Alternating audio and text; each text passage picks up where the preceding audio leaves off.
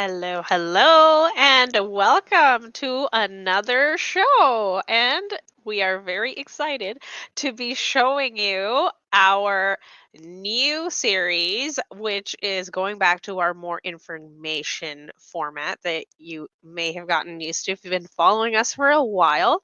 So, today we are going to be discussing words.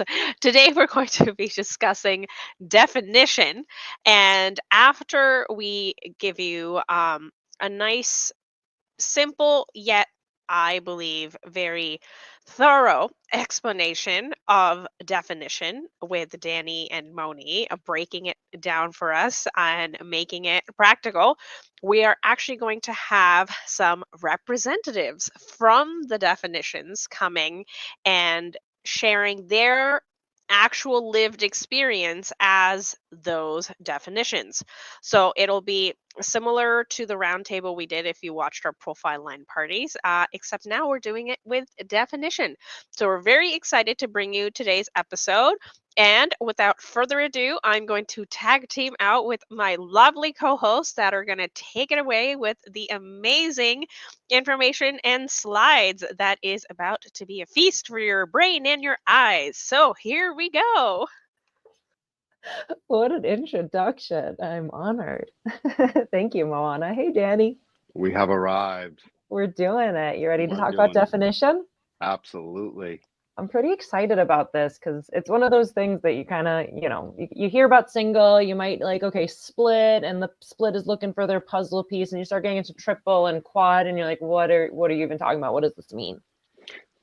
And definition generally, I've noticed, is we want to call it the definition that is the defined channel. So it can get a little hazy if you're not sure what that is. And we're going to parse all that out.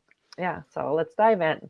So first up, looking at definition, what is it affecting? So this is about how we receive and we're processing the information of the world. It'll then affect the information processing speed, right? Are you somebody that picks something up really quickly, or do you need some time to let it percolate and kind of settle in? And then finally, we'll be looking at the primary conditioning location for each of the definitions. Absolutely. Definition is this way that it helps us understand how we experience the world and how we experience ourselves in it. That's why single defs sort of process quicker. It's just this whole processing process and part of necessary mechanic of how it works. And as we describe it, you'll start to see, oh yeah, that is me, or that isn't me. Yeah. Perfect. So diving right on into single definition, this is kind of our simplest and our most straightforward. So you have single definition if all the energetic definition is connected in an unbroken path. So if you see where your centers are lit up and you can take a pen from each of those centers and it just connects and there's no gap, then you're a single definition. So with single definition people, they'll have a strong sense of self, and they don't really need quote unquote the other, because all their little battery pack energy is all in one. So they don't really need the other person to fulfill it in a way. And the primary conditioning we're looking at here is the undefined centers. Look at it this way. Definition is a life force. Well, when you have a defined channel, the channel you have is a defined life force. If it is in the same stream, fully connected with all the other life forces, your processing and decision making tends to move a little bit quicker, and it all moves faster because it's in harmony with each other. And if it's split apart in any way or non-existent, then that all changes and slows down. So that was great. So all good with single definition. Any other thoughts? Well, just the profundity of what is even one channel, a life force channel. You know what I mean? It's everything. It means so much that it's a life force, and that's it's a big deal. So split up and kept together, two totally different things. All right, so that's single definition. Moving on, now we have our split definition, right? And so this is where there's a bit of energy connected, and then there's a gap. So if you look on our side graphic, we have that same single definition from the last slide, but now there's also some head definition. So this is when energetic definition is to split into parts. And so these people are really here to value relationships, and they can make strong connections and they can also fixate on that missing link. It's almost like a puzzle piece, that if that puzzle piece is there, it's connecting all their energy into this cohesive unit. And so you wanted to say something? Well, yeah, but wait, are you done? Oh, no, I was going to finish off the slide and then let you go. Finish the slide. Yeah. Cool. So this is like having two conversations inside of you at the same time. You got this bit of energy up here and this bit of energy down here, and on your own, they're not communicating. So there's two conversations happening, but they're not necessarily connected. And then the primary conditioning here is the gaps in the definition. So it's like the puzzle piece that's missing between the split definition. And it's so important to point out the thing that's conditioning us, because as soon as there's a split in your definition, you go to that. The mind goes to that, and then the conditioning starts to take us away from our nature and take us away from, I'm a manifestor, I'm supposed to be this way, I'm a generator, I'm here to be this way, and it takes us away from all of that. And the looking at it becomes the thing that you sort of can easily obsess yourself with in a split definition. And we should point out the wide split and the. That's the next page. Okay. Yeah, I know. I'm excited about that one too, because it's cool so stuff. Funny. Yeah, it's nice and nuanced. Other things about a split definition is I love the two conversations. That sort of anthropomorphizing it, but at the same time, it is two separate information flows coming into your awareness. So suddenly, in this example, the ajna and the head center will suddenly have a certainty about something. A cognition will come through, a bright idea, and it feels good, and it's being worked through, right? Because that's the toy box up there. Yay. And then suddenly it now doesn't manifest. It's no motors. And now the head says, I want to do, but the body with the ego and the motor and the rest of the definition inside might not be in the mood. Can't quite tell. We just don't know. And then the head is, why am I stopping? And the single definition will have some of that, but a lot less, and they should notice that. That's cool. I love hearing your like extra breakdowns on these things. Thank you, Moni. Thank you. Yeah, I find with like my split definition friends, it's like there is a way where it's like I feel they almost value me more than I value them, which kind of sounds a little funny as like a single definition, because it's like I'm just doing my own thing, my single definition. I got two centers, so it's not like there's a lot going on, but it's like I am always me. Whereas my split definition friends were like I'm their puzzle piece. They so value and appreciate and honor me. And then I also see how maybe they have another person who puzzle pieces them in a different way. And they so value and appreciate like how their specific puzzle piece fits them together. And so they really, really appreciate the good people in their life who connect their energy in a harmonizing, cohesive way. Yeah, it's a really profound thing, because one needs the other more so is actually a sort of a truism. And where it gets taken away, where it sweeps us away into what we're really, brings us heartache and sorrow, is when we start making that personal is the thing. It's true on a very surface level. It's simply correct to say the split definition needs the single definition more than the single needs the split. That's okay. It just means that the single gets to be aware of that, and it doesn't make them any less of your friend. And by the way, they're just as confused about who they are as you are. So no one's disadvantaged really. Yeah, So it's just understanding the mechanics. It's just because it can become a head trip out in the world. They don't need me. And now in comes the toy box to start saying stuff, and none of it is true. It's like fruit of the poisonous tree, in law, right? It's like, oh, you can't use that because you illegally got it, right? Everyone knows that. So you can't use anything after that. It's the same thing here. As soon as you pass the mark where your mind starts making the decision, all of it is colored with what you're not. All of it. It's a batch of yucky, even if there's plenty of good stuff in there. So don't get lost in the yucky stories. Yes. It's your story is, hey, I need a minute. And I need you too. Do you mind? Oh, you do? I guess I don't get to have you. That's okay, but I still need a minute. Perfect. All right. I feel good about split definition. Ready to jump in? All right.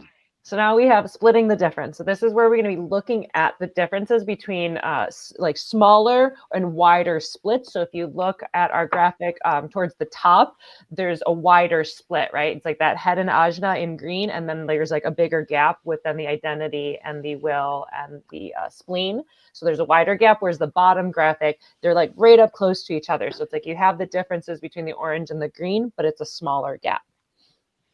Yeah, and it ends up being the simple split is one gate bridges you, and sometimes one channel. The larger split is usually a whole channel bridges you. It takes a whole channel or more. It takes two or more gates to bridge you. Yeah. So I'd say the majority is the truly simple split. One gate bridges them. Yeah. And then that missing gate becomes the thing that you look for the most. And we'll deal with that on a one-on-one basis when you come in for, readings and analysis and stuff.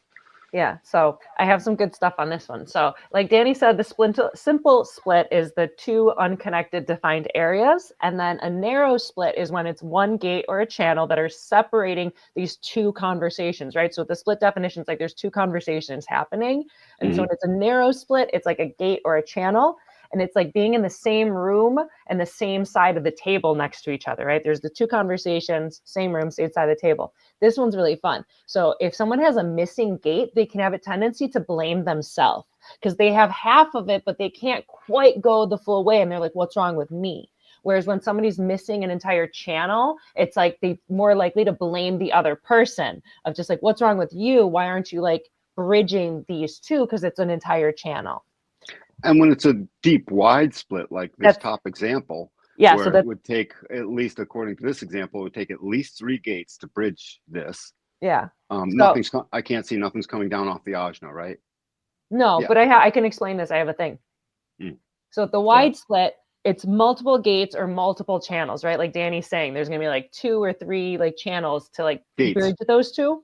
Yep. Yeah, there's a bigger gap. So in this situation, when there's a wide split, it's like there's 2 conversations happening, but you're like opposite ends of the table. And when someone has a wide split, they're more likely to kind of blame the world because there's so much energy between their 2 parts. It's like they're mad at like so much that those are not connected beyond blaming themselves or blaming the other, like with a smaller split. And to put it in context, you don't start out naturally blaming anything. It's what happens is because you're in a world, and so we're going to assume you don't live under a rock and you have relationships in the world. That's where it comes in, and suddenly the little mundane things that go on a daily basis start to add up. And because there's such a wide split and that processing takes multiple gates to sort of get through, it does start to involve everyone. It's like, what's wrong with they? What's wrong with out there? What's wrong with, and what's wrong with? So it encompasses both because they will focus that at the individual other. So. And then the final point on this slide is if there's a body graph set up with like separate authorities. So let's say like there's a chunk that has like the ego, but then there's another chunk that has the solar plexus. It might feel like chaotic or even overwhelming because it's like, who are you listening to? Who's in charge? And it can feel like you're not quite on the same page or you don't know what you're doing until those two can kind of even themselves out. Yeah, they do. And they can war with each other, or they can totally get along and see what the real beauty of any split is. The real beauty of the split is it makes communion easier. As soon as you get out of the old ego I, which is a little bit yucky, and get into the true identity plus ego, us, you start to see that I just have to not take this personally. It's not my fault anyways. That's the thing. And that's this personal thing you get to where when you start to follow your strategy and authority, you'll see, oh, I used to hate that. And now I don't, because it's actually not me. I'm projecting that out and it's actually not helping. That's what you'll start to see. And in the recognition of it's not helping, you'll then start to realize, oh, in just seeing it's not helping, that's helping the other person and me. So that's the beauty of this. It's a double reward system as soon as you get to see it. Perfect. All right. I feel good about this. You good on it? Me too. Moving on. All right. So now we're getting into our triple split. So our graphic here shows, you can see the 3 different colors. We got the like head ajna bit, you have the identity, will, spleen bit, and then finally now you have the addition of like the root and the sacral. So the triple split, this can require longer information processing for the allowing for the energetics to kind of settle in because there's like 3 different parts, right? It's like 3 conversations happening inside of you at the same time. So, but triple splits can work really well amongst different types and different groups of people because there's like different ways that they're going to be linked up and connected. Whereas working alone might actually be more of a challenge because their parts are not necessarily in conversation, and one-on-one can feel a little stuck or stagnant until they're able to go and move around different people and get connected. And so for triple split, the primary conditioning is the undefined centers. Very much so. And not only the undefined centers, but there is still an annoyance with the other that is not really their annoyance. But the thing is, they see it when they don't realize that they have to get out of any one aura, and it doesn't matter who it is. Be their favorite, bestest friend and their closest love in the whole world. They got to get out of their aura. Every single day, within 2 days, if 2 days goes by with a triple split and they have not moved out of a single aura from another, they're starting to get stir crazy. And you can't even consider that personal, right? But it will be considered personal over and over again. Mm-hmm. They just want to get out of here. And it's like, no, approximately 60 minutes out of any 2-day period, they need to get out of here. A big difference, right? It's like, so the other 90% of the 99% of the time, they don't, is the thing, or whatever that number is. It's more than 99%, but anyways, so they have to get out. And in the outside world, as soon as they pass through other auras, it acts like a shower, cleansing the parts, like you're cracking your knuckles, like I just did. And you do one of these things with your head, right? Click, Yeah. and it feels good. That's what it feels like to them without any of the clicks going on. So you don't get that physical feeling of good, but you'll notice you could easily analogize it that way. And it just makes sense. And the more you go, by the time you walk out of a store as a triple split, or finish having dinner in a restaurant or something like that, it feels good. It's like, oh yeah, cool. And you go home and then suddenly they're a different person. And the person at home waiting for them to come home might still hold on to what was before, whereas the triple split shows up and it's like, what? Because they're all better now. Recognize this, go experiment and see. You get all better as soon as you go out in the world. And it's so simple. It's like even, a child understands this. Just get out and then come back. Yeah, I one of our triple splits, then he like will go to different coffee shops and he like knows it's like, okay, I go here, and it's like you don't even have to really interact with the people, but just being in their energy, it's like you get to get the connection. You get to get that energetic connection even if you're not like hanging out and buddying up. And picture that by type, because this starts to get confusing here, because at least the other one is an internal process. This is now very much an external process because you've got to move through different auras. Basically, it shows the beauty of the system or our designs. Our designs are designed to commune with the other. And this is just one of the features that keeps us mixing it up so that we do and get into the world. This is a guarantee that that will happen. So it's in here on purpose, essentially, if you want to look at like intelligent design type things. But it's there, they can't help it, and they need to get out. Please. And explain that to the other. Because that's really what it is. It's like if you just like tell somebody what your deal is, it's like that's going to do a lot better than you're just dealing with your own thing, but you can't maybe communicate it. And the other person's going to like internalize it and make it a story when it's like, no, like they just got to go to the grocery store. Or they just got to go to the coffee shop and like let the pieces kind of fall into place. Getting so comfortable with the other that it's, no, I just need to get away from you. And the other be like, oh, wonderful. And give them a kiss. See you soon.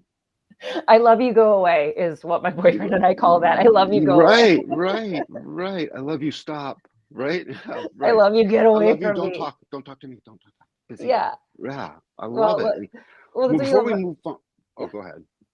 You go. Before we move on, just since this is the one that is out in the world, because it has to be,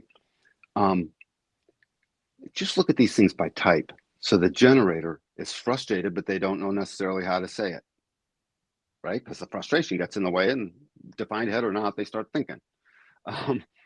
You give this to the projector, and it's like the recognition starts to turn into like, I can't tell what this is. You know what I mean? And suddenly there's a figuring out and trying to master the system or understand this new paradigm. It's a little crazy making, right? The manifester, right? The manifester, they might start to boil over a little bit because it can get personal, depending if you're receiving or the one that is a triple split. If you are the one that's a triple split, suddenly you can start to get really fed up with someone impeding your way out the door. or your ability to feel good about needing to go out the door, and that could, if you're emotional manifest, that could lead to a whole process. So by type is really important to throw in with all of this. That's all I want to say. Perfect. All right, ready to dive into the ever Oh, I elusive don't know about quad this one. split? Yeah, this one was it's really fun. So this is our quad split. So you can see there's 4 different colors of like energy combos on our little graphic here. So the quad split, this person's going to have 8, if not possibly 9 centers defined. So they got a lot going on, but they're not all in cohesion. Mm-hmm. So with the go ahead. I was just going to say, just in case people are squinting at the screen, so the 4 different sections are head ajna, separate from the throat and the solar plex, separate from spleen, ego, G center, separate from root and sacral. Yeah, perfect. So the quad splits, these have the longest information processing times, right? Because it's 4 different chunks of energy that are doing their own thing that are going to like take some time to like come together. So these people can be considered late bloomers, and there's maybe like 4 different sides of yourself. So I don't want to say like a multiple personality thing, but that kind of aspect of these different kind of combos that are going on inside. So the quad splits are not designed for quick decision making or flexibility. They're here to condition the world around them. They have so much definition that they're putting out. So they're here to condition others and even kind of see how are they conditioning others with all that definition. And their consistent energetic expression to the world. And they're not here to chameleon or be super empathic to other people because they just got so much of their own. So they're here to more push out the energy than take it in. And so the pros of this kind of energy setup can be, being a strong leader, being strong-willed. They can be very self-aware and insightful. But on the con side, the more difficult side, they can feel misunderstood or pressure to conform to others when they're here to do things their own way. So they might feel like weird that they can't be more chameleon-like or more empathic-like because they're so set in their own definition, but it's all in this not necessarily cohesive combination. And so the primary conditioning here goes back to the gates in the undefined centers. Very much the gates, and even where there's going to be channels that would, a quadruple split could very easily have one of their sections that would get hooked up with a whole missing channel, and that'd be the only way to hook it up. That's entirely possible. Mostly it'll be gates. So it's back to the single split theme. But a lot is a thing. My single split theme, I love my split because it lets me know exactly how splits work. It's like an archetype of a split. I'm missing gate 23. I have gate 41. Can't always get the words out, can't explain it, can't assimilate 43. it. Yeah, can't speak. I know. You know what I mean? But it's dying to come out. And now I possess my time thinking about it. Now they'll do that with several different gates. And by the way, we as an analyst can't necessarily, sometimes it'll be obvious, but we can't necessarily point which gates those will be. We have to talk to them and recognize the themes of the problem. Most quadruple splits will have 6, 7, 8 places these things will hook up or more, right? And with that being the case, not all 8 of them are a thing with them necessarily. So you'll have to, as an analyst, you have to which really ones look stick out. which ones stick out. One of them will definitely be prominent over the other, and you start looking at these themes and you start explaining to them, and boy, do they get to. The thing about their juicy process is as they go through their process, it's a lot like a solar plex. The way a quadruple split comes to their own internal clarity, pretty good, if they're allowed to take their time. So these people need to have their besties and their partners be just so understanding about that. It takes time. No quick decisions here. I mean, unless there's a fire, I'll quickly get out. I promise you that. But right, no other quick decisions. Yeah, Basically. especially, and like there's a very high likelihood that they would be emotionally defined. Just they have at least 8, if not 9 centers defined. So very good probability that they are also emotionally defined. So just really reiterating that fact of just like give yourself time to process all this different energy, see what's hooking you up, see what's conditioning you, and as everything always go back to your strategy and authority. Yep, absolutely. All right. Looking at the body graph, by the way, there's only one spot that can be undefined and that needs to be defined to have a quadruple split. It's the ajna. I don't know why I'm saying this. I just noticed that. I counted it up. Neat. Yep. Cool. All right, ready to dive into our last Yep. slide? So this is our no definition. These are our reflectors, right? So a reflector, they're going to be sampling the definition of others. So they have like their own experience, right? So reflectors are good at group facilitation or being evaluators, right? Because they're receiving these different definitions and they're very going to be empathic to other people's processing and their connections, and they are receptive to how others operate, and they're very designed to go with the flow in a way, right? They're kind of slippery and teflon-y, and they're sampling and absorbing and just kind of making their way through, and this Teflon aura protects them from conditioning, because it's inconsistent conditioning through the transits, especially through the lunar transits where the moon is going, right? And so with the reflectors and no definition, it's the right people come to you. Don't overthink it and give yourself that time, because reflectors, they have that 28-day waiting period. So they're sampling from a lot of different stuff. So again, take that time. And if I'm not mistaken, the reflector will have no such split definition style hangups. And the conditioning, negative conditioning aspects as it relates to bringing the not self up to the fore. So that's one aspect which I'm imagining that would be very different for them. This whole no definition thing means they just get to experience so many different aspects as the lunar cycle pours through. So in a way, they almost get that itch scratched where we wouldn't. So I never have 23, even though the moon touches 23 once a month and I'll have it. I can't tell. The rest of the time, I'm so anguished by my lack of a 23 when I don't know, right? They won't have that very same hang up. I would be surprised. Maybe it is. We have a reflector on. We can ask, right? Yeah. Is there a gate by which you notice when it's connected? You miss it more when it's gone, or whatever. You try to be it, or that type of thing. Just the no definition allows them to literally be a type of an accountant for the rest of us that puts back onto us, what are we? Instead of them asking, who are they? I mean, the reflection really shows what are we?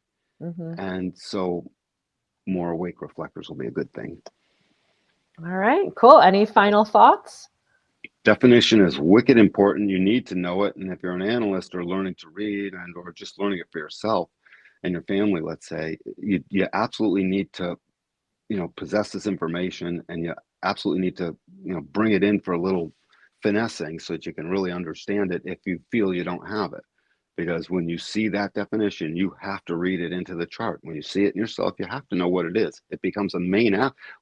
Moni, when do you look at a chart and not mention, oh yeah, but they're split here, so look at and add it into the whole mix of what you're explaining to this other person? Oh yeah. So, and every single time, I mean, just so much with human design and doing chart readings for people, they're amazed and they're shocked, but like you're not giving them new information. You're connecting information that they already know about themselves that they can't put in contextualize, right? Like yeah, very much they're like, so. oh my God, that's so me. Yeah, there's these different sides of myself. Like people will always have that affirmation to what you're sharing with them. So what I find as an analyst, it's like you're looking at understanding the patterns and being able to tell them those patterns in that story and give them context for their experiences that, may be challenging and difficult, but now make a whole lot more sense when you understand the mechanics behind them. Sort of a one-hit Charlie. When you get it, you get it. And you don't have to worry about knowing the rest of all the tea leaves of human design to understand definition, but you do need it. Absolutely. Awesome. Perfect. Well, thank you so much, Danny. That was really fun diving Thank you, Moni. Yeah, you're welcome. Diving into definition and giving everyone a nice breakdown. And now it's pretty exciting because we have our entire panel. And so I'm going to bring Moana back up. All right. So tag team out. Thank you for breaking that down so beautifully. So I'm going to roll out the red carpet for our guests one by one. Here we go. So first up, we have our single definition guest tonight. She is a 5-time best-selling author, a speaker, and I am honored to call her friend. Welcome to the stage, Tracy, our single definition friend. Hello. Hello. Thank you so much for having me, Mona. We are so excited to have you and share all the things. So thank you. I just realized I merged Moana and Moni together, so I didn't mean to call you. No, Moni. that happens all the time. Just- That's one of the, that's why we try not to be on screen at the same That time. was so. I'm like, I can't believe that. It shocked me when it came out of my mouth. So No. just made You're her not name. the first person to have done it. It's all good. I'm like, oh no, it's just like a tongue twister. I But love it. awesome. Thank you, Tracy. So now we are going to bring up someone that you might know. He has been on the show since the conception. He's been doing human design for almost 30 years. He's an encyclopedia of knowledge, always dropping the wisdom bombs. Let's bring out Danny, our split definition rep. Stop Hello. right there, Moana. Come on. I almost did it, by the way, Tracy. I almost did Moni. It happens. I was all flushed. Stop you. But thank you very much, Moana. I can't wait to be here. Well, I've lived with this thing, and I get to share some of it out in the world. It's good. right. So now we are going to be introducing to someone you're going to be seeing for many more shows to come. He is going to be making his debut on the show. He is the absolute magician behind our stunning graphics. I cannot believe what wizardry comes out of him. And he is a fellow 4-1. And I'm so excited to introduce our triple split representative, Chris. Come on down. Hello, thanks for having me. And what an introduction. That's so sweet. Thank you so much. Well, all true words, all true words. What can I say? So now, this unicorn, let me tell you, required a lot of hunting, a lot of asking of people. And when I found one that was willing to come on the show, I wanted to punch myself in the face. Not pinch myself, punch myself in the face, because I was that like, wake me up. This is a dream. That's how I'm excited to bring out Siobhan, our wonderful fourth of quad split definition representative. She is the host of Siobhan Speaks, and you can find her on Siobhan's Instagram and TikTok. And she is going to illuminate what it's like for, I think it's like 0.1% of the population. Like, it is wild how rare they are. So the fact that 0.6. 0.6, yes, I mean, it's less than 1%. The fact that I managed to not only find one, but one that was willing to come and share her experiences is just like, oh. So without further ado, Siobhan, welcome. Hello. We're so Oh, excited to have you hello. on. I'm excited. Can you guys hear me? Yes, we Ken. can hear you. Okay, cool. All right, sweet. Ooh, So I have, sorry, go ahead. I was just gonna say I haven't been in the human design space since a while. Like I took what I learned and over the past several years have been slowly integrating it and deconditioning, and it has been such a game changer. So I'm super excited to be here and share whatever wisdom or knowledge I can share with people from that. Thank you so much Awesome. for joining. And last but not least, we have our no definition representative. She is an absolute gem of a human being. She has not only found me reflectors from when I did that crazy thing called the Profile Line Party, but she is just exudes warmth and care, and I've never even met her in person. Like, how does she manage to do that? She does. So, without further ado, let's bring up our no definition candidate, our lovely reflector, Annie. Oh, that was lovely. Thank you. Annie. Hello. Yay. True words, all true.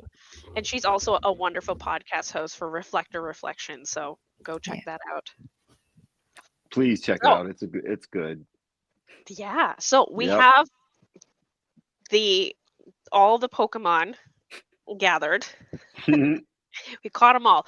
And what we're going to do, for the sake of keeping things easy for everybody to follow along, we are going to follow the exact order that our slides went when people are going to be answering the question. Because the whole point of the show today is to have people hear the lived experience of each of these definitions because it is going to look very, very different for everyone here.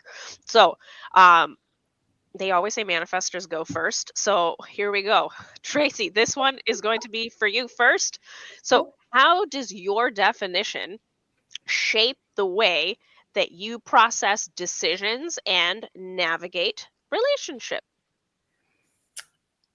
I would say that before knowing human design, I just kind of knew what to do. It was just fear. It was pretty clear, like, okay, this is what we're gonna do.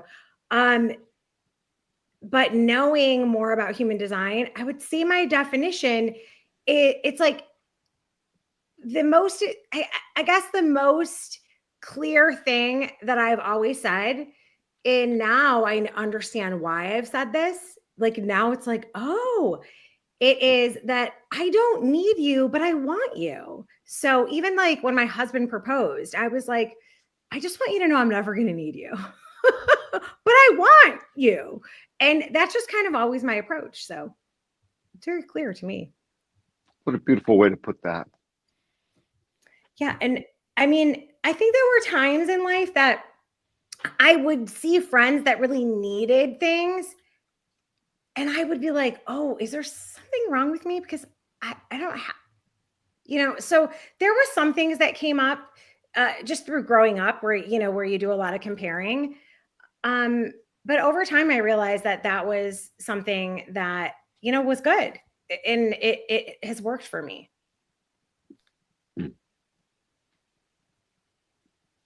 Nice. Yeah. I was going to say, Danny, I think Tracy's passing you the mic. Oh, I can say, okay, I'll just tell you what I'm complete. I apologize. So that question's for all of us. We go around on that one. I thought, Moana, I'm sorry. I thought you were going to ask several questions of one and then, okay, cool. So it's affected me.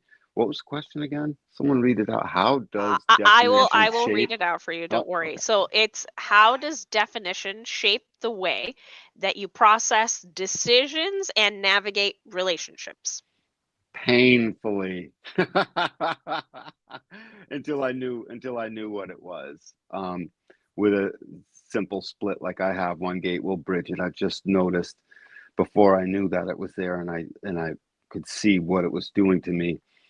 I became at times desperate to get the word out. So everything else comes into play, right? 2-4, manifesting generator. So I quickly kept wanting to get the word out in a friendly way.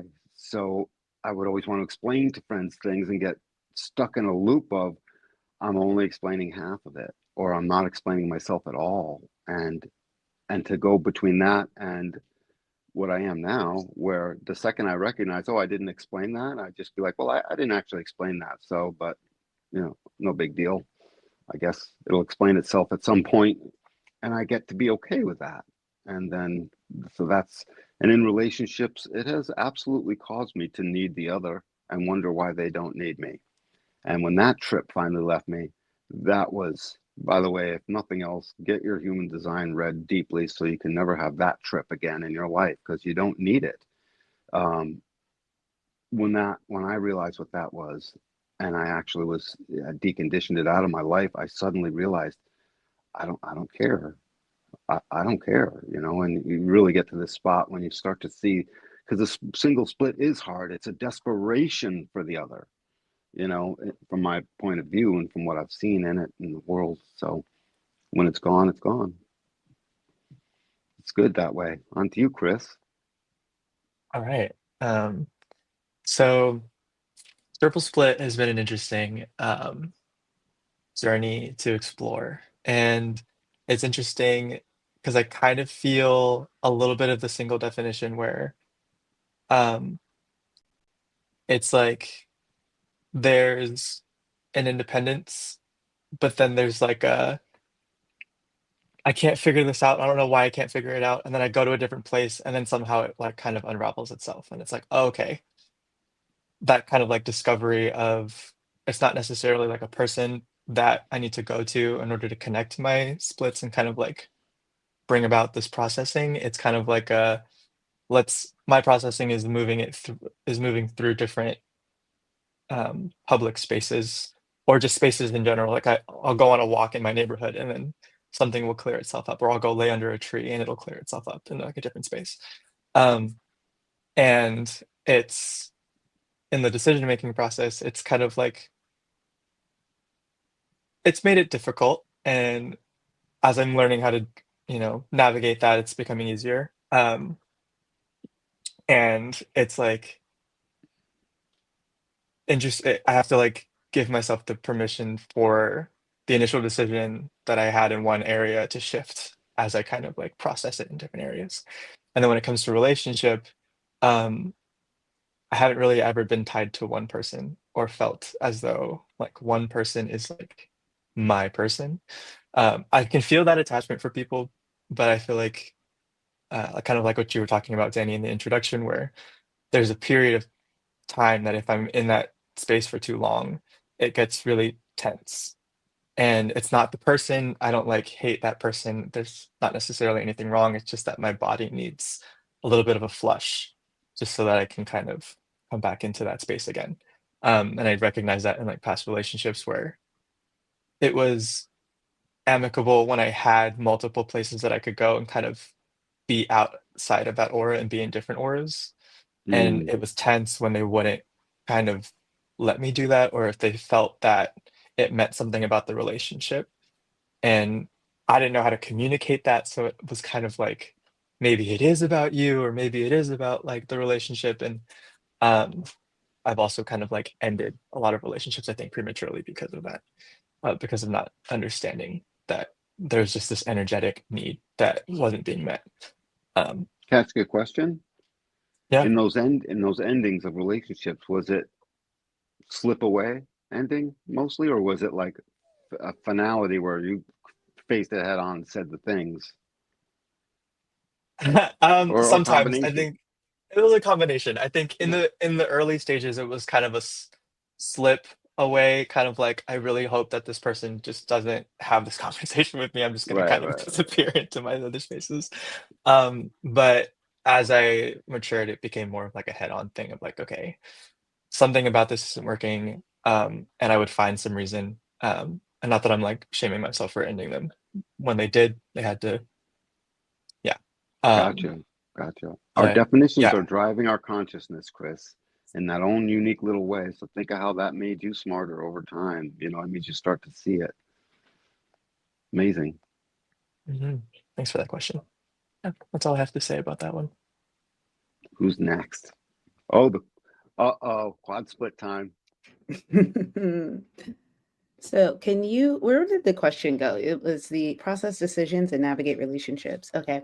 I had to pull up my chart because I'm not as well versed as everyone and kind of remember what all is defined. Yeah. So when I reflect on that, the first thing that comes to mind is when I was younger, like in my teenage years, I was in an abusive relationship in my formative years from about 14 to let's say 21.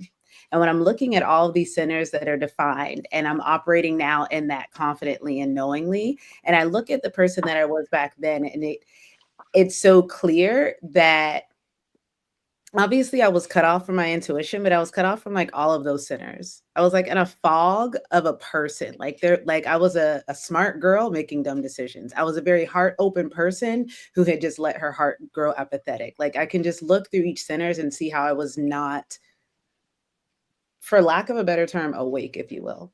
Whereas when you flash forward to, let's say, like my mid 20s, every relationship, the past several relationships that I've been in as an adult, that were healthy relationships, I've always been the one to end them because my conviction to my life's work will always supersede any relationship. And it always comes to that. I can look back and see where I can almost feel at the time I was a devout Christian and a minister. I'm not a minister anymore. And I can remember feeling like God saying, you can have this relationship. However, I had something bigger for you. And in every single past relationship, that's what it's come down to is this person makes me happy. I love this person. But I also know more so now, know what I have to bring to the world and what I'm supposed to be doing. And if I feel like that person's going to be a hindrance, or if I feel like this person is not aligned with that path, I've been the one to make that definitive decision. And it brings new meaning to the phrase full body yes, because like for me it's like all of these systems have to be lit up. The only one that's not defined is the sacral. So for me it has to feel like a full body yes when it comes to relationships. And as far as decision making goes, understanding that I need that time, that I'm not an on the spot kind of person, has brought so much relief.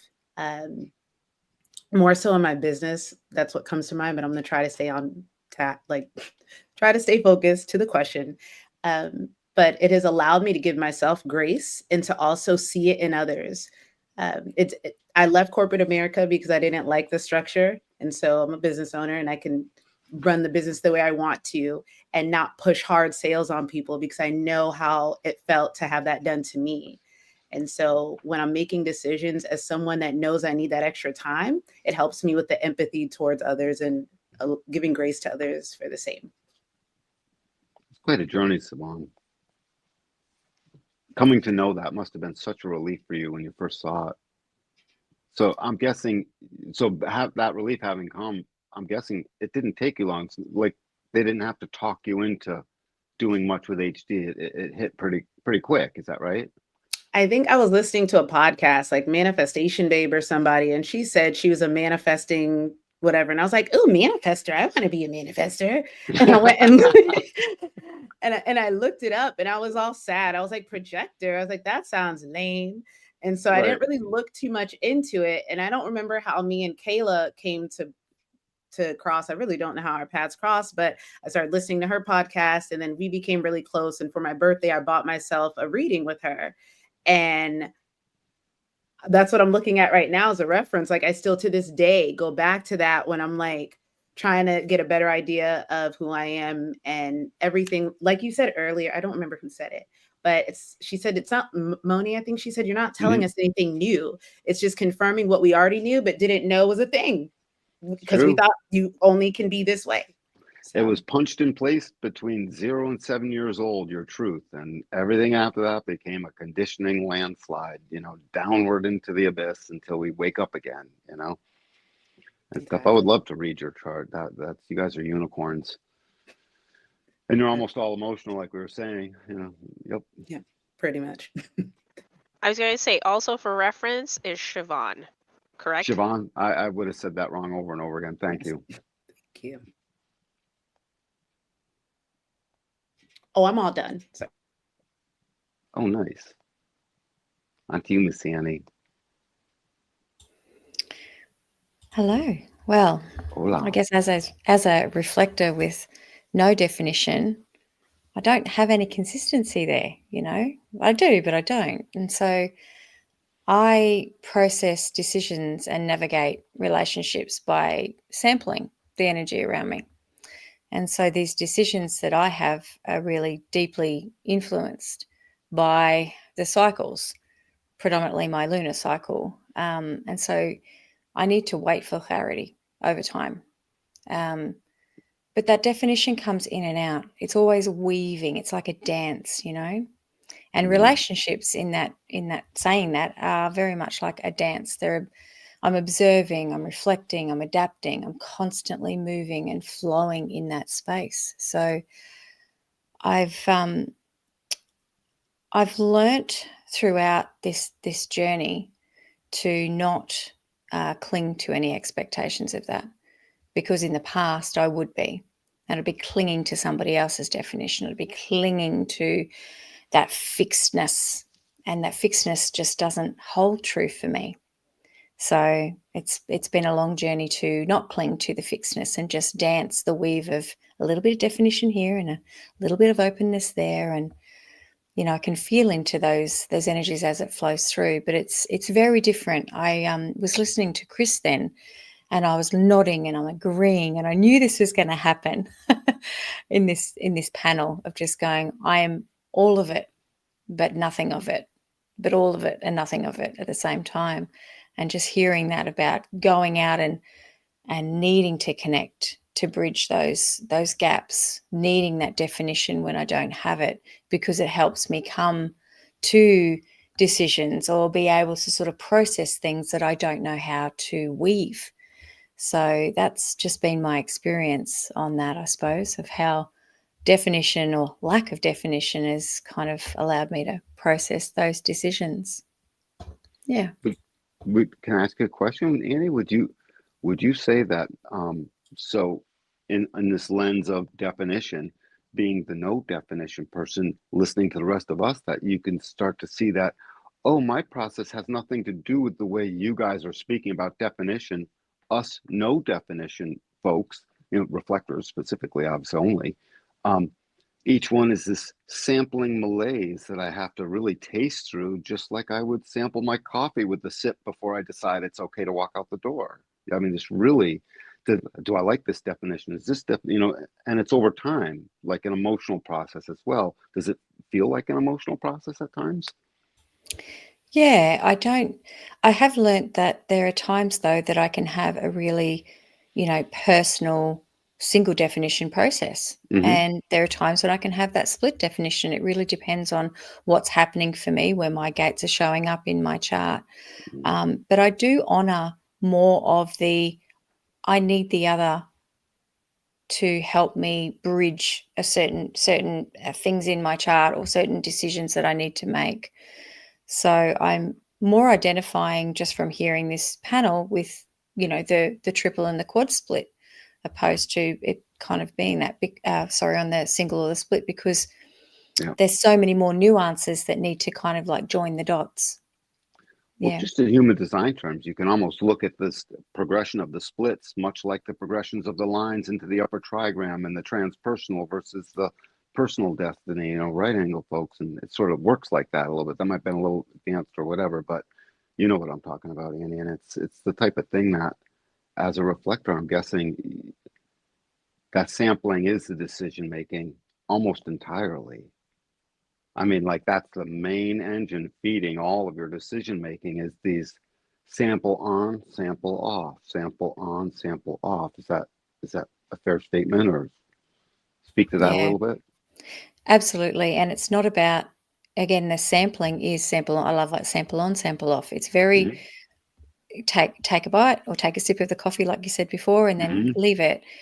Definition we don't have. And I think sometimes we, as reflectors, and speaking from my own lens, we can have that experience where we're feeling that definition and we feel an identity towards that. So we're like, oh, that's me now. That's what this is.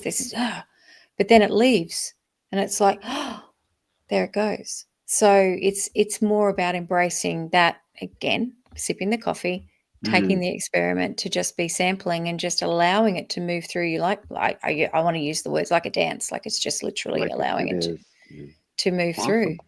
Yeah. Well, thank you. Thank you. Amazing. So on to the next question we go. So I want you to think, like, when is your definition supported you or challenged your ability to trust your inner authority? So think your inner authority and how has it either helped or hindered your inner authority? So I would say that, it is like, there are many ways that this would like split, which is funny since I'm single definition. But sometimes because I would know stuff, people didn't believe me or trust me, so they would like definitely try to control me.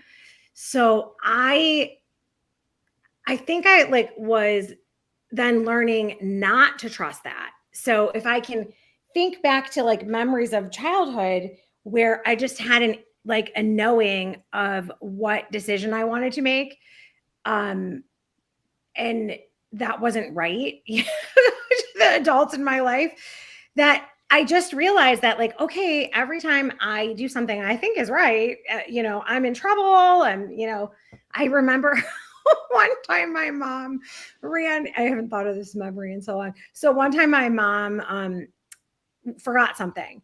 And we lived on this huge hill, and she was like new to driving stick shift. I was like 3 or maybe 4. My sister was like, my sister's like not even a whole year younger than me. So we're super close in age. And my mom ran in the house really quick to get something. And I just pressed a button. And we rolled across the street between 2 houses, all the way to the woods. There was a search party out looking for us for the longest time. We were like, it was a crazy experience. And I got in so much trouble, but I was trying to turn the car off. I just hit the wrong button. So it was, just like little things where you're like, oh, okay, like it's not safe. I need to turn this car off. Well, I didn't know how. So I pushed the wrong button and we went rolling. And it was like a crazy thing. So that, just kind of being spontaneous when I was a kid really led me to like pissing off people and like major crazy destruction. So I learned to I have a lot of open centers. So I think this is where the authority kind of crosses over. I pick up the energy of the room a lot. So Annie, a lot of what you were saying, like I feel that depending on who is there. Like if someone has good vibes, great. But when they don't, I'm like, I need to get out of here. Just bad vibes. I'm out. So it's really interesting how when you look at it through the lens of using your authority or your definition, like sometimes they are opposing because I, am still, on the journey of releasing so much conditioning from like, being a bad girl, like, doing what I thought my heart was telling me to do. And even like the thing of just being told, I don't know if it's just like a girl in the US, we were raised to, if you do something that you want to do, it's selfish. I mean, that was like beaten into me. So it's been a really hard journey as an adult to say, oh, wait, no, what do I really want? I'm allowed to want what I want. Oh, it's like continuously coaching yourself through it. Like I'm allowed to want what I want. And this is actually good for the world. It's not selfish. The more I try to people please and anticipate what you want me to say and do, which is what I spent the majority of my life doing, it gets, it leads to burnout. It leads to stress, issue, making wrong decisions because they're not for me. So we need you guys at peace doing what you feel like you need to do. We need that. We need you there. Yep. And that's been like, even long before discovering human design, like that's always been the thing. Like, is it ever enough for you? I just want peace for everyone. And it's like, I just want to make sure that everybody has what they need. It's just a thing. And it's been an interesting journey though. But the way that question was worded, to flip it around, are you following your, authority, or are you, because I'm single definition, I think sometimes I know what I want, but I have these, these old things that will come up where I have to coach myself through it. Like, oh no, trust that. There's a reason. It's like always bypassing the mind, because the mind is like useless when it comes to making decisions. And one of the things that I don't remember which one of you said it, but it's interesting, like the relationship piece, like when you look at it through that lens, my kids were just asking me, I think it was yesterday, about, like they're getting to that age, they're curious about relationships. And I live in a house with all splits. Okay. So 3 men in the house, the boys and my husband, they're all split definition. And it's funny because it was just yesterday, they were asking me about like old relationships. Like, did you ever break up with anyone? And I'm like, yeah. A lot. Yeah. And so all of them. Yeah. And that's the truth. They're like, I'm the one that ended every relationship. So that was like a really interesting epiphany I didn't realize. So I was having the conversation with my my children yesterday, and then us talking about it now, I'm like, wow, that's really, I never correlated it to my definition. Like, okay, I'm done. Bye, I'm out. But I had the difficult conversations because I've always been open to grow. So I've had a lot of people that didn't want to have the difficult conversations. They, I couldn't force them to have them with me. But I have always been willing to have them. Oh, absolutely. Am I up? You're good? You're good. Awesome. Thank you, Chase. I can see all that too. Again, renew my thing. We need you. Do it. Make some splashes so we got some puddles to play in, would you?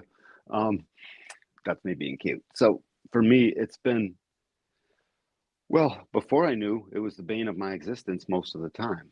And after I knew, it's just the single split is what throws humanity deeply, not the only thing, but it's one of the big driving factors that throws humanity into partnership with others.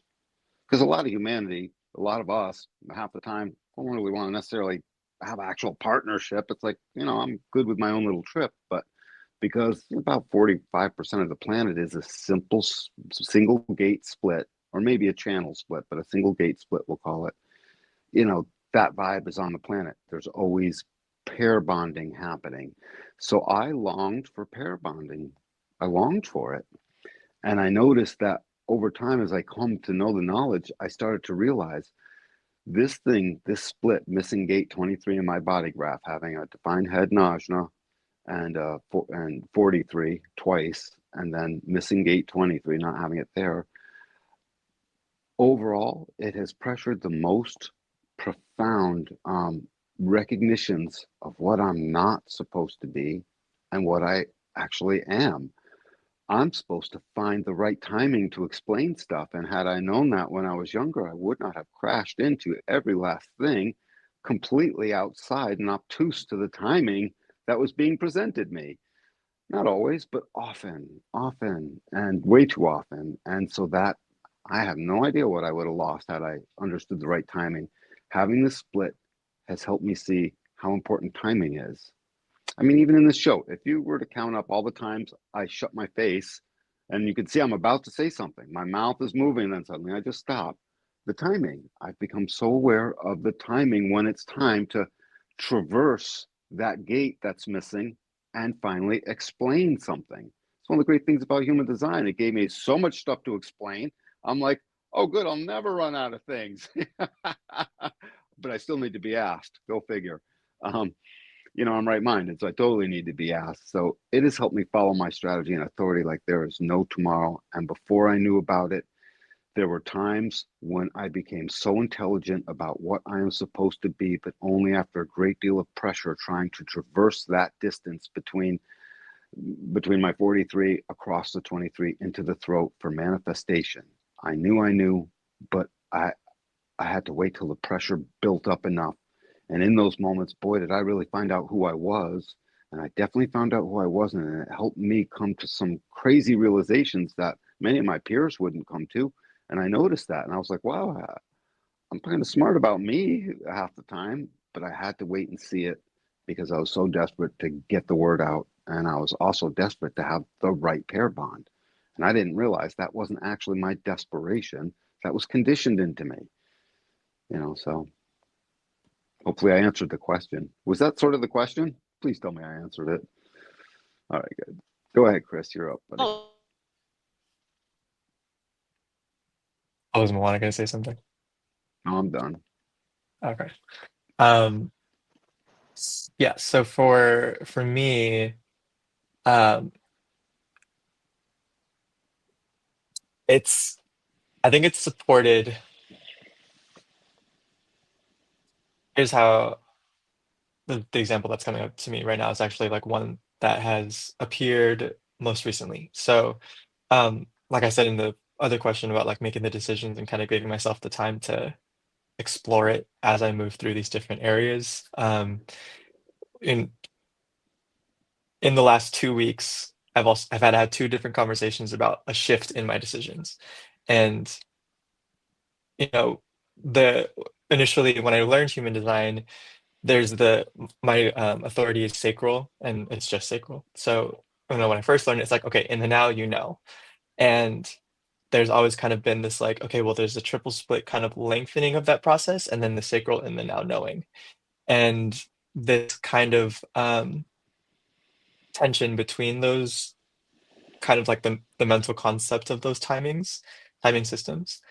And through these two kind of difficult conversations that I've had, I was able to kind of like look back and be like, oh, okay, there was an initial sensation in the beginning that I'm attributing to my sacral as being like, okay, you do want this or some version of it, but maybe not in this form. And as time went on, the form of it shifted. So like the example is like a couple months ago, I agreed to go or to room with my friend in LA for our alumni meeting at our school. Every year, our track team has an alumni meet, and everybody comes. And for the past couple of years, me and this particular friend have roomed together, and it felt really good in that moment. And then as time went on and I processed it more, it started to feel like, okay, maybe not so much. And at first it was like, okay, maybe I don't want to go, or maybe I don't want to like, just be there. Or I was starting to question like, okay, what is my sacral saying? Like, how do I was starting to question like, was it not right in the moment? Am I actually following my sacral? And I started to kind of understand that I was just getting more information and the clarity was coming in different ways. And what ended up happening was I opened the conversation up with the friend and was like, hey, my needs are shifting. I found a way to kind of communicate it in a way that's like, I don't know exactly what it is that I'm needing right now, but my needs are shifting. This doesn't feel right for me anymore. And through that conversation and through opening up that decision, I was able to kind of see, okay, what does my sacral actually want now with all this new information? And it was kind of, we figured out a way for both of us to still, like, she still has her room. I ended up finding a space for myself because I felt like I needed, even though I want to be in like aura and like be in contact with everybody, I also want the space by myself to be able to be in my own aura, kind of like that whole triple split, separating, kind of clearing myself out. Um, Especially when there's going to be so many people around me for kind of an extended period of time. I wanted to have a space for myself to kind of just be alone. Um, but I didn't know that when I first agreed. And of like, as the time came closer, it was like, okay, my body's not feeling flowy in this direction. That must be an indicator that I need to shift something around. What is it? And it kind of gave me an invitation to explore it. And that to me is like my version of following my authority is like, okay, I said yes before. It's not feeling like a yes now. What does feel like a yes? And then kind of exploring the different ways of figuring that out. Looking back, can you tell, did it, when you look, sometimes we generators, right, we can look back in time and recognize, oh God, I knew it at the time. Did you have one of Yeah. them moments? Okay.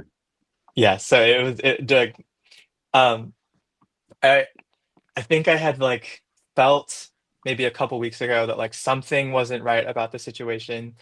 Like every time I thought about it, there was like a kind of like a hit in my stomach. I was like, okay, something Mm, just isn't right. And I then it figured out wasn't until something with, go ahead. yeah, finish your thought though. Oh, Wasn't until it you, was like it was like through conversation with one of my reflector friends that was like, oh, I do feel this way. And it kind of like helped me or like give myself the permission to be able to like acknowledge that sensation. that's so awesome. I've noticed because I've done the same thing, Chris, right? It's like, I've been able to successfully ask my own self a question, Yeah. here and there. It's not very easy, dude. And we're always lying to ourselves a little bit, depending on what we think we want. So as a potential, but the thing is, I've started to realize if I start the asking of myself process because I need to know, chances are I have a problem with the thing. Mm, So the app comes up mm, respond because I know exactly what you're talking about. You're yeah. looking at it, it's like, oh my God, what is this the thing? Is it not? And as Yeah. soon as I get there, it's like, well, never mind that answer. Let me go back and see the thing I'm thinking about in Yeah. the first place. That's clearly something's up with that. Yeah. Yeah. Cool. You feel complete? I do. Cool. Nice. Your turn. All right. Are you passing the mic, Chris? Yep. Mike Yep. pass. Okay. Alrighty. I'm trying to think of specific moments where my definition supported my ability to trust my authority. And I was just kind of taking notes. What I felt like now that I understand human design, well, before human design, it just felt like I was stubborn. Like I can never, stubborn is the best way to think of it. And when it came to decision making, it would feel overwhelming. It would feel, again, like there's 4 or 5 conversations happening.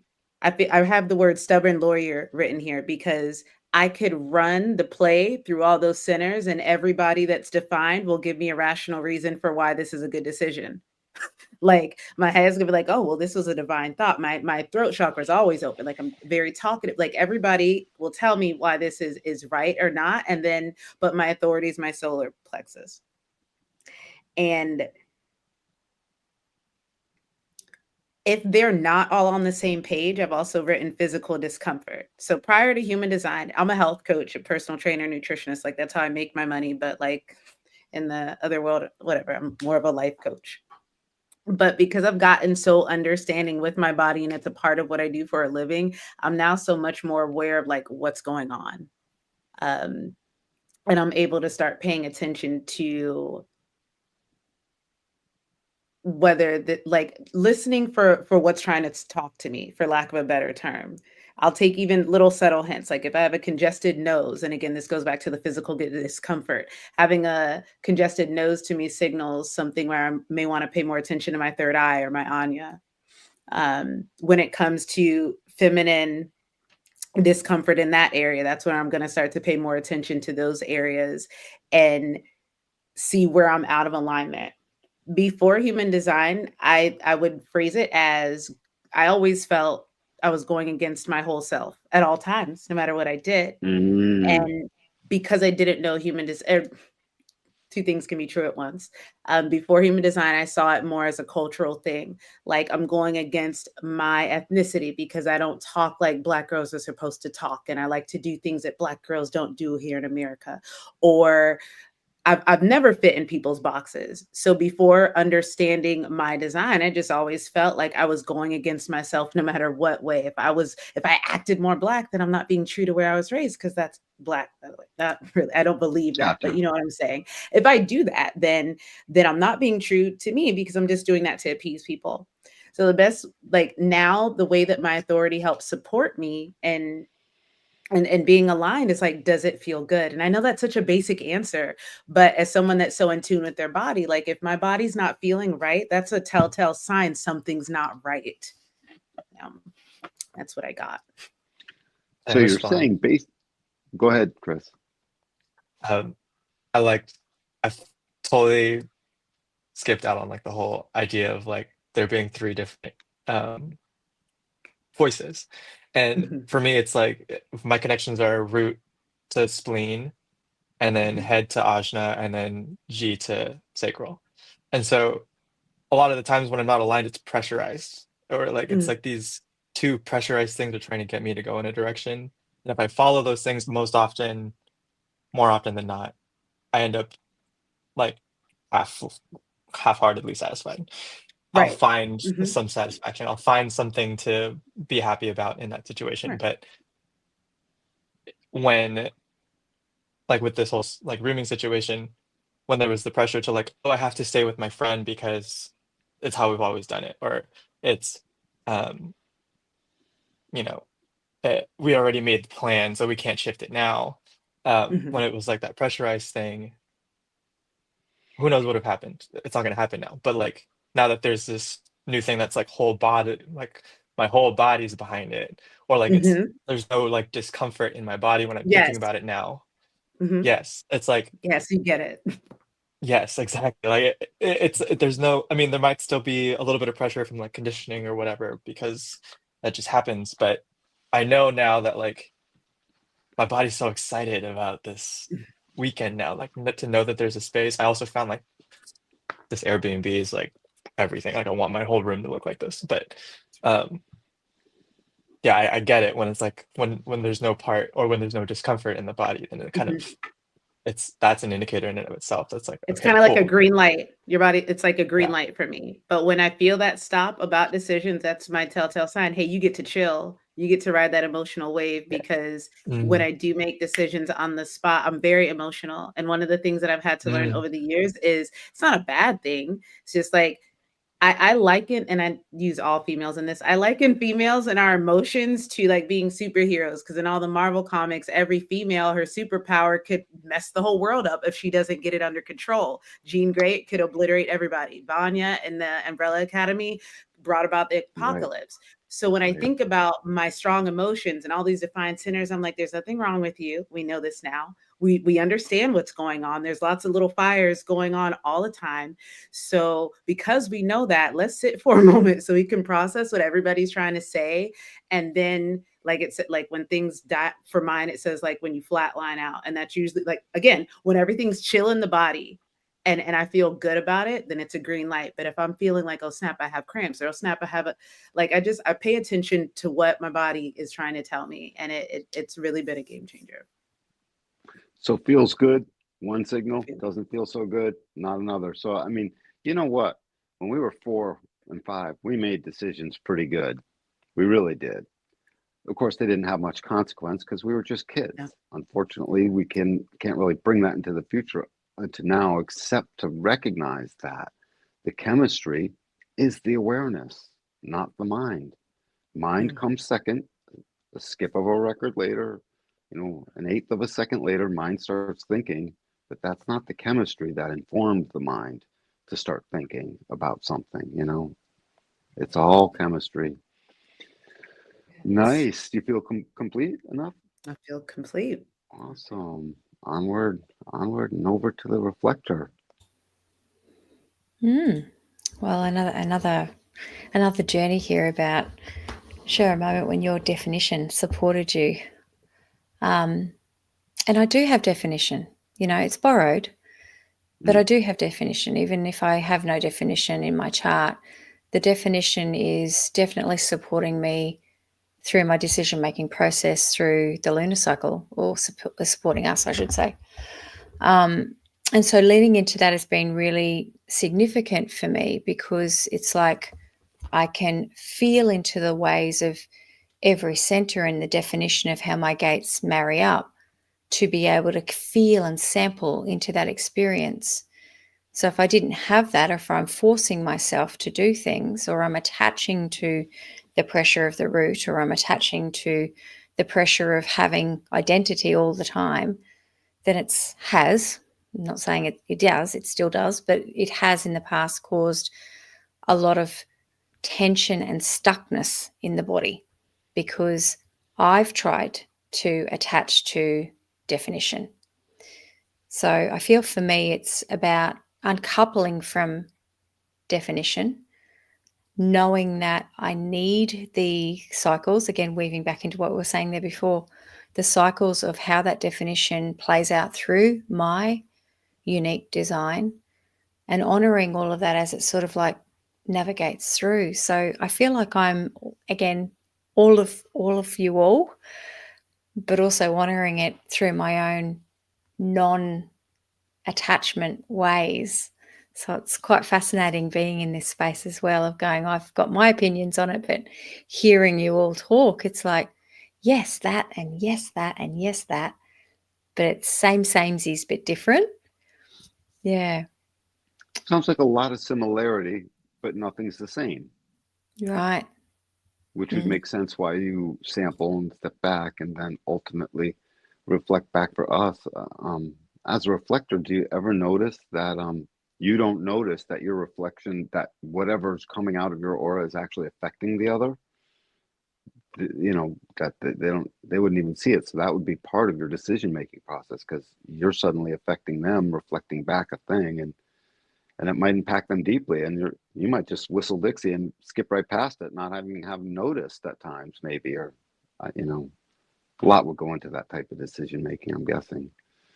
And I think it really also depends on how, as a reflector with our openness, how we're all set up. So there could be One might have a completely open throat, for example, so they don't have that. One could have, a lot of channels or a lot of gates in their throat. How does that kind of like split definition or triple or those kind of like channels work out through a reflector's lunar cycle? And that's how we process as well. So there might be times where I'm trying to bridge a triple split that I might have. I don't personally, but one of the other reflectors might. So it might be a different experience for them through their lunar cycle as opposed to my lunar cycle, where I don't have that. Because if you put a reflector's lunar cycle into one day, are we I'm just throwing this out there. I haven't even really thought about it until this discussion, but are we a single definition? Are we a split definition? If you were to try and marry up all of the reflectors' gates to their harmonic, what's going to be our cycle? So knowing that, just sitting here with you all, knowing that and experiencing, it's just like, wow, that might be different for each of us. Might have a different exploration there. Certain quantum ways you could even ask the question, what is the difference between a day and 28 or 29 days? Not necessarily a lot in big picture ways. That's a lot. So you, and then this, even the quadruple split, I imagine, decision making is a sampling process of not knowing what the hell until you've gone through a ton of touching, feeling, and finally coming to get clear. Yeah. And then just making those mistakes too, so you can learn and come up with a better way for other people. Make some blessed mistakes. We need them. They So make many. us so smart. Yeah. Well, let's move on to the next question, I guess. Are you all set, Annie? Yes. So for the sake of time, because I promised our guests we'd be off by now, so my apologies. We're going to do one final question. So it's a little bit of a longer one, but hopefully I can make sense of it. So what I'd like you to contemplate is, do you feel more independently or dependent on others to feel complete or whole? So how has your interactions one-on-one as well as group settings affected by your definition? Well, that's a good one. I feel whole. That I feel whole, but I feel displaced oftentimes in close relationships that maybe you're expecting a specific thing that you thought you were going to get, or that, oh, maybe over there it looks like a loving, nurturing relationship. Like, oh, I want that. I remember thinking that a lot. Like, I never had that, I would say, when I was younger. That wasn't like, I didn't have like a deep connection to like even like my parents. That was not the relationship. So I think I took that as like, oh, I must not be worthy of love. I must not be enough. Or, you just kind of like take it and then start doing stuff that, oh, well, if I do this, let's see if they love me more now. So I would say that definitely was something that, even though I felt complete, it still seemed odd because everybody else had these close relationships that I kind of wanted, but I didn't know how to do it. Obviously, I know now, knowing human design, because it's really not for me. That's okay. But it was like a thing. And then I feel displaced often in like group settings because I experiment a lot with this. It's hilarious. It always seems like the person that is like, they'll be like a person at an event that is really excited to talk to me. Like my magnetic aura will pull them in and they'll follow me around for where it's creepy, that I'm like, oh my God, that lady just followed me to the bathroom. What the F? And then another person who maybe I wanted to talk to, who is like doesn't even realize their energy in their face. They're just trying to get away from me. And so I'll almost like be funny about it, like, hi. And just to, you know, experiment. So it's just really been, I would say, a fun experiment in that way, where I think before I knew about human design, I learned to love myself anyway. My life's work has been, you know, coaching and mentoring people to feel their best and go all in on their uniqueness. It's like what I do. So I figured out a lot of go arounds, but human design has been the best tool for really honoring it and embodying it in the body, because Siobhan, you said some of the most beautiful things, because I was like, that's so funny, because I think as a child, I disconnected from my body completely because I didn't want to feel pain. And it has been a hard road. Like, I've done every healing modality known under the sun while we've been here on Earth. And, you know, each of them work a little, but the layers and layers of pushing things out for years has really, human design has really allowed me to just be open to receiving things, and trusting that, you know, I am enough. And it's an interesting dynamic when you hear it through the lens of so many things, because I hear so often, because I'm a 6-2 heart-centered manifestor, like it's like 0.2% of the population. It's like, you know, very rare that people are like, oh, it's so cool. They're like mesmerized if they know about human design. However, if they didn't meet me knowing it, I love the experiment with the energy, because I have always felt like I was a 7-foot tall, really powerful man, because my dad used to tell me when I was a little kid, there's a reason God put you in that tiny 5'1" package, because you are scary. Like, so I like that's my energy when I walk through, and I'd be like, what, little me? Like, why is everyone staring at me? I'm trying to be quiet. And it's funny because my husband's like, there's nothing about you that's quiet. Like, you just know it. And so embracing that, I don't have to hide that. Like, okay, so like, be bold, go big, or, you know, it's fine. It's just like been really amazing to have a language that allows us to all be so different and truly honor it, because I mean, that's where the beauty is in all of the world. Like, I love hearing people's intricacies of their story and what makes them unique. And human design is such a beautiful way to do that, while still sharing some of the pain that we've all been through, because we like thought something was wrong with us. Turns out, nope, you're actually perfectly designed as you are. And that's all you need to remember. You're perfect. Yeah. I mean, that's just the thing. You're perfect. Perfectly imperfect. That's like it's like, you are perfectly imperfect as you are. And I love it. Well, I have noticed my split has caused me very much. It's been a big part of this process inside of me that says, I don't mind my dependency upon the other. I have a dependency upon the others and their feelings about a thing and sort of what they're feeling. I want their support. And I love that about me, because I know it helps pull people together. And that's always going to be a beautiful thing.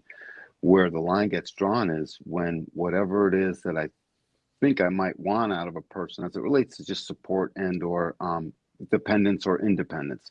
So my independence comes in as soon as the situation is asking me to question my own love of me, because I love you, but I promise you I love me more, you know, and I love me that way. And I think I'm amazing. So when that stuff starts to get questioned, in the past, I would try to explain myself, you know, or I would try to explain open ego. I'd also try and prove something, or I'd start to feel like stupid or bad because I didn't know if I was worthy or what. Danny, I can't hear you all of a sudden. I don't know if anyone else can. Think you guys... he froze. I wanted to add something though. Go ahead. Before you started talking, because there's like one piece of this I forgot, and it was going to bother me. Was I still there? Did I get cut out? You got cut out, Danny. You got cut out, but Tracy was trying to say something before I you was trying jumped to on, finish so she's before. just going to finish her thought. Oh, So, I thought, okay. so here's the last thing of it all is that with the way this question was worded, I feel that where this has hurt me as being a a single definition manifestor, where this has hurt me is that I don't know how to ask for help, but I want help. And so for years I would be like, oh, why is this person like no one would help me? And I get it now, right? I have to inform, I have to let people know what I'm thinking. Like, this is like, even if I'm just telling them what's going on, that has been a major game changer. But before understanding that, oh, the leadership mistakes I made. Oh, just being angry when all I had to do is open up my mouth. So that was the thing. I think because I can do it, because I can, like, I'm designed to be able to do it, but I don't want to. I don't want to do stuff that's not fun. That has been the biggest learning curve. Okay, Danny, back to you. I didn't know. I thought we were dovetailing. I thought, yeah. So for me, I forgot what was the last thing you heard. Do you remember? Anybody? Well, just I can simplify it all, and just the recognition that I used to think it was a flaw to know that I relish and I feel really good with the dependence on the other that I enjoy. Because I get so much. I'm always getting so much. My right mind gets drawn from, my split gets bridged, even if they don't bridge my split. It doesn't matter. You know what I mean? There's something going on between me and that other person or other people. And to just know that as I woke up to my nature, I drew the line that I naturally would draw anyways. It's just now I draw it much quicker and much more steadfastly. And before I'd have to really work up to it. You know what I mean? And that line is, if you ask me to not love me in any kind of way, then then now I'm not dependent upon you. That's for damn sure. If you ask me to not feel good about something, or you want me to feel bad about something, I don't know. I don't want to do that because you said it. So then I draw the line. But the rest of the time, I'm totally dependent on certain things, and that causes me to reach out, and then I get new juice, and now I can explain something new, and it's this exciting experience of back and forth. It's like the little bird that goes down, picks up a drop of water, and then comes back to rest for a minute, and then back down. And so I don't mind that process. Before I thought it was a weakness, and I was supposed to be single definition and not need any of that. Now it's just a way to spread more love. So I'm good. So I'm done. Yeah. Awesome. Yeah, for me, it's also kind of just echoing what Tracy was saying about how human design has kind of allowed the things and kind of what Danny was saying too, about how things that felt not great or that needed to be fixed just aren't that way anymore, or they don't feel as, detrimental to who I am. They're part of who I am. There's things that I get to express as the unique being that I am. And part of that for me was it being a triple split was like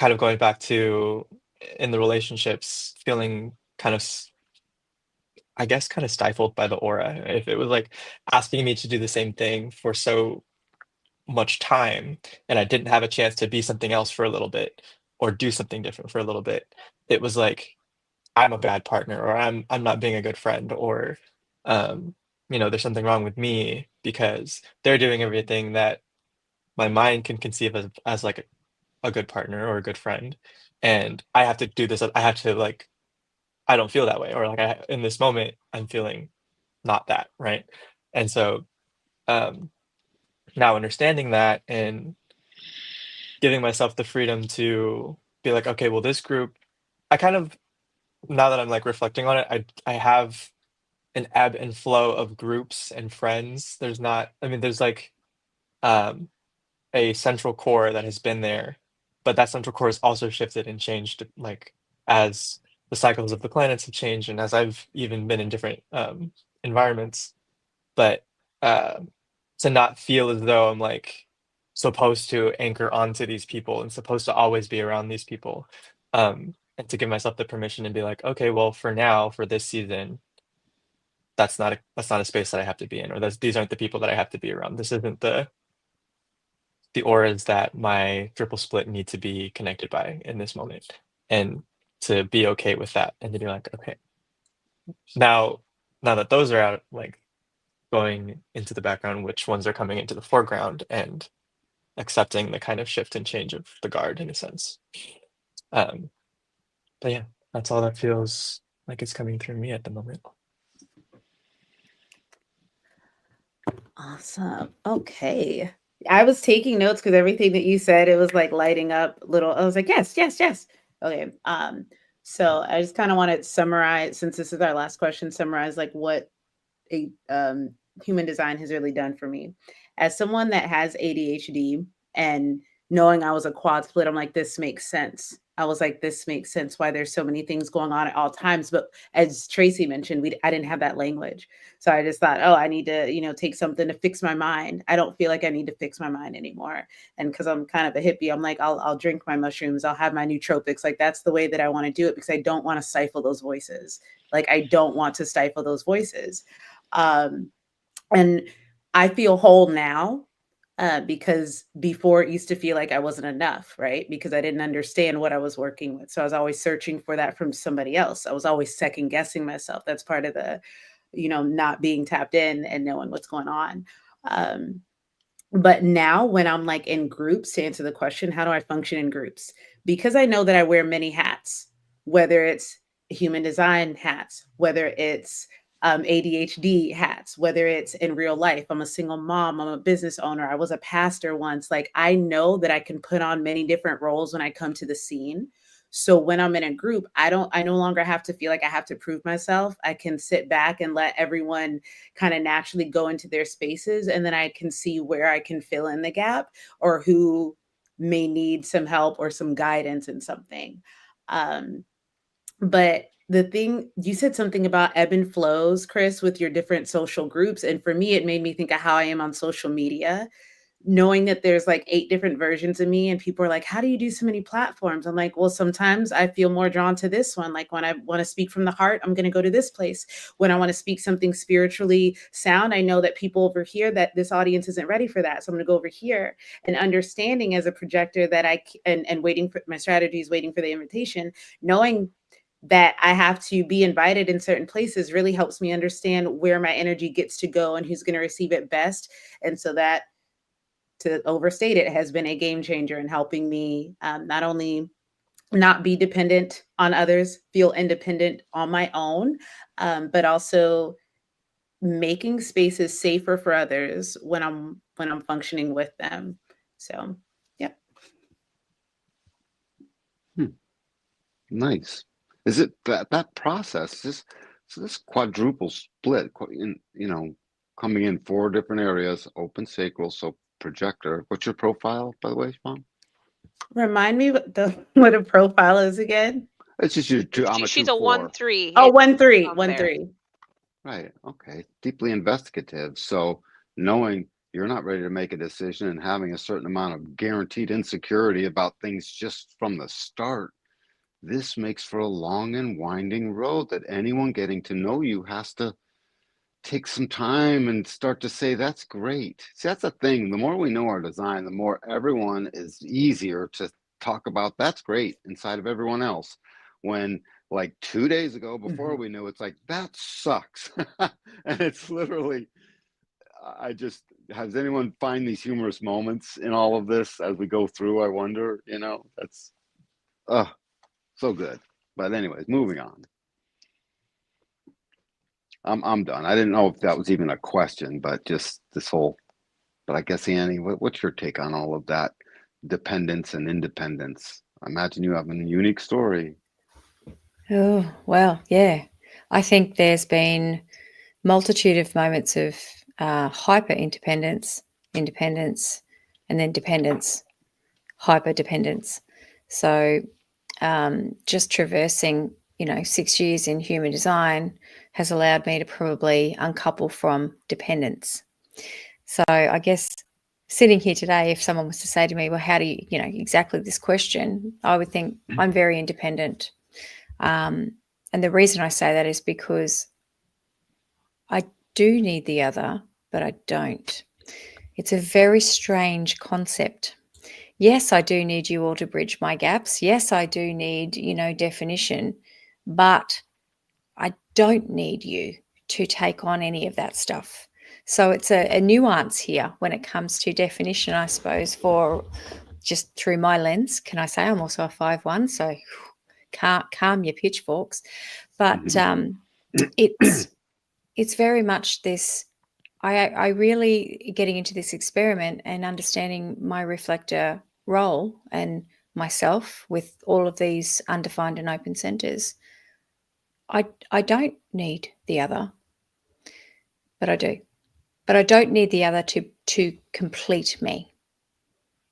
I just need to feel and experience, but I don't take anything on. And I think that's what I've really got out of this conversation as well, of feeling into that, of going, it's very different through my lived experience as being a reflector, that I don't desire all these bridges. I don't necessarily need them.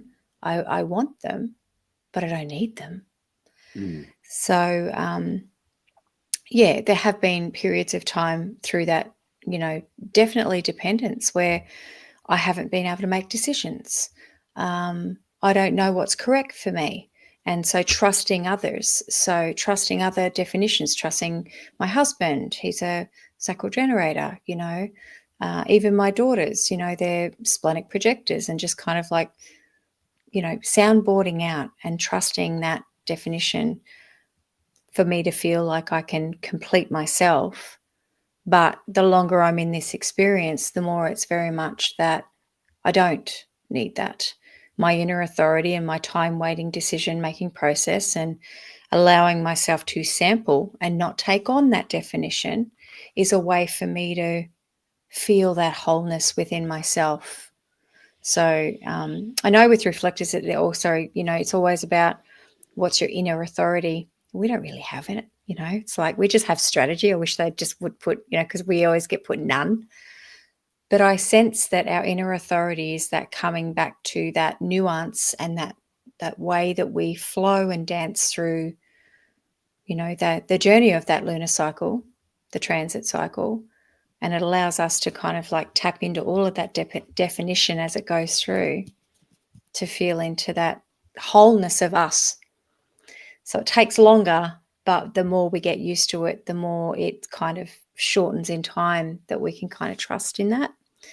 So I think that's why I'd like to say I'm not really dependent any longer, because my dependency is on my own beingness opposed to everybody else's. Well, that's a bit woo-woo, but yeah, that came out. Never Not know at what all. you're going to get. It was really sensible, actually, because juxtaposed to all the rest of the defined solar beings, that would make perfect sense.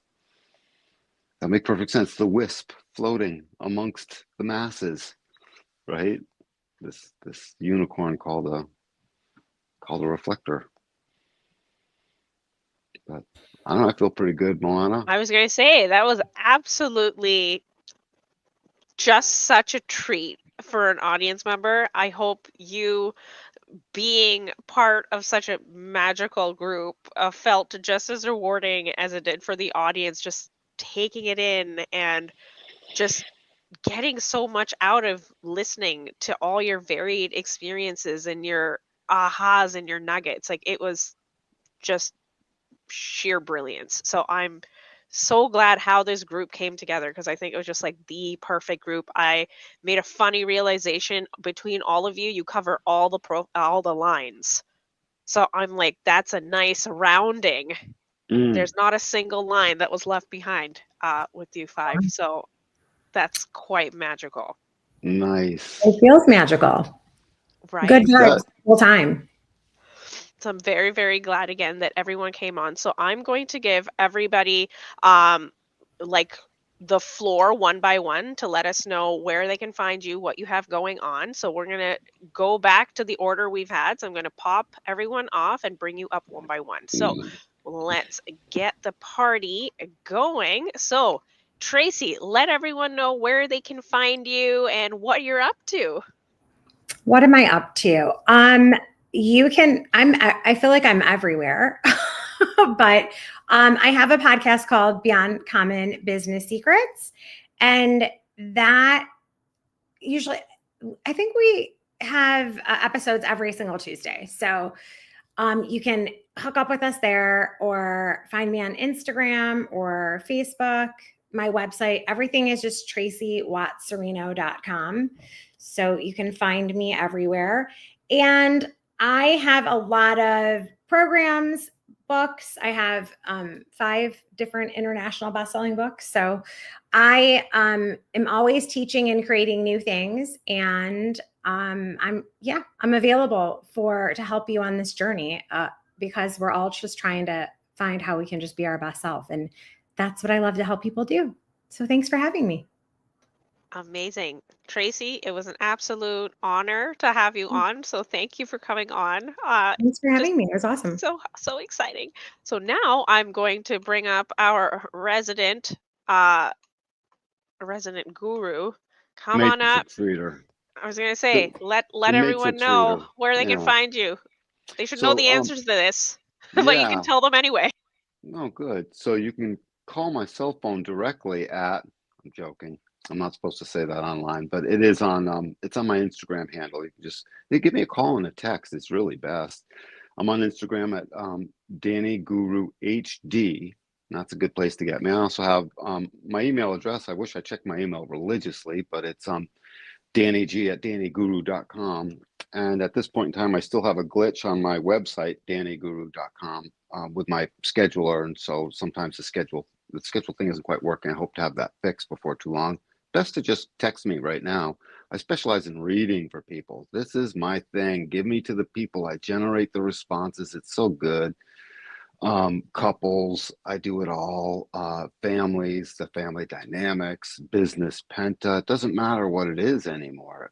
Just call it in and we get this full reading down. And I also offer these 3 session packages that are really good for folks that are in human design and sort of want to know more. It might not even be about themselves, they're just looking for the knowledge.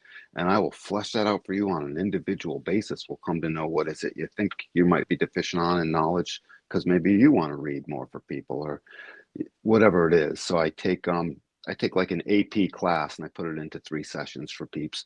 So come find me, check it out, get this thing rolling, and we're gonna marshal this knowledge out into the world. Yay. Awesome. Thank you so much, Danny. That is going to be the running joke on the channel, isn't it? I was gonna say it, Mon. I was this close. You should know that. We hung on by a thread and I almost did it anyway. Keeping me on my toes always. All right. So we're going to swap you out with our newest team member, Chris. Let everybody know where they can find you, what you have going on. I got it. We're good. So hello, I am on Instagram at Chris Toribio. You will see me on here a lot more often on these streams. I am responsible for a lot of the graphics, not the background, but the actual stream graphics. And I love working with experiences and kind of helping them kind of evolve or grow. What that looks like specifically, you can take a look on my website. There's a little milkshake page on my Instagram. And yeah, we can chat from there. But yeah. Thanks for having me. I was going to say, Chris, you could have said so much more, but it's okay. I know. I was going to say, we'll get you to practice your plug a little more. For first time, not bad. We'll honestly, get there. it's the open throat thing. It just whatever needed to come out in that moment. I know. Was... We'll get there. It'll be fabulous. We'll get you like automated with your plug. But with that, we're going to now bring out our resident unicorn of the show. Here we go. Team swap. Siobhan, oh my God. I hope we didn't scare you off on the show. Not at all. Not at all. No, this has been fun. I name drop human design and being a projector a lot, and my audience has no idea what I'm talking about. So it was cool to be here. Yeah.